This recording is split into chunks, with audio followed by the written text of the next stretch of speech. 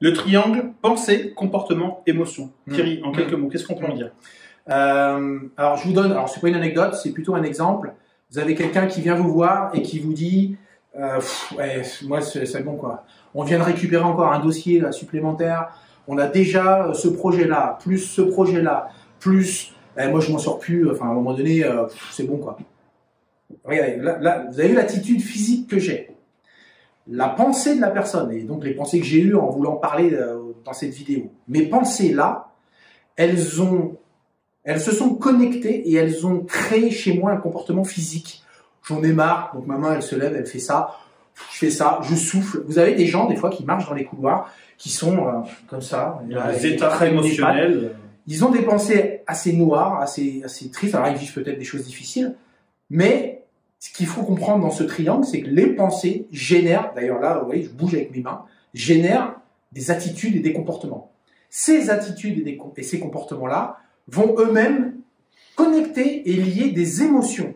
Là, si je pense à des choses qui sont plutôt tristes, un peu noires, mon comportement il va être en lien. Mes émotions, c'est je me sens pas bien, je dors mal, j'ai mal au ventre quand je viens au boulot, ils me font tout chier, j'en ai marre, j'ai envie de me barrer.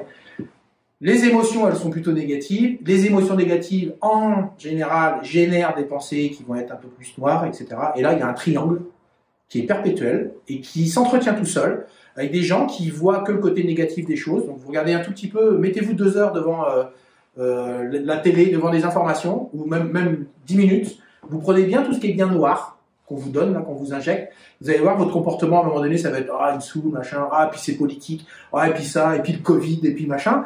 Vos émotions, c'est que vous sortez, vous coupez la chaîne, ah, c'est pourri truc, et hop, ça mouline comme ça. Si vous avez besoin, à un moment donné, de respirer ou de faire respirer vos collaborateurs si vous managez une équipe, c'est d'aller toucher soit le mode des pensées, soit le comportement, soit les émotions, pour essayer de rééquilibrer vers quelque chose qui est un peu plus positif. Ne serait-ce quand on dit qu'il faut avoir des pensées positives, bah, c'est complètement réel, c'est démontré depuis des années que des personnes qui ont des pensées plutôt positives, qui sont plutôt dans une démarche de construction, d'amélioration, ont plutôt un comportement en lien avec ces pensées-là et elles ont des émotions plutôt positives. Elles sont plutôt fières de ce qu'elles font, elles sont plutôt heureuses dans ce qu'elles font, elles sont plutôt, elles génèrent peut-être un peu plus d'énergie positive pour les autres. Triangle, pensée, comportement, émotion. Vous pouvez regarder sur le moteur de recherche pour des compléments. Et apprendre à maîtriser ses pensées est loin d'être aussi évident et pourtant un exercice particulièrement utile et nécessaire. Ouais.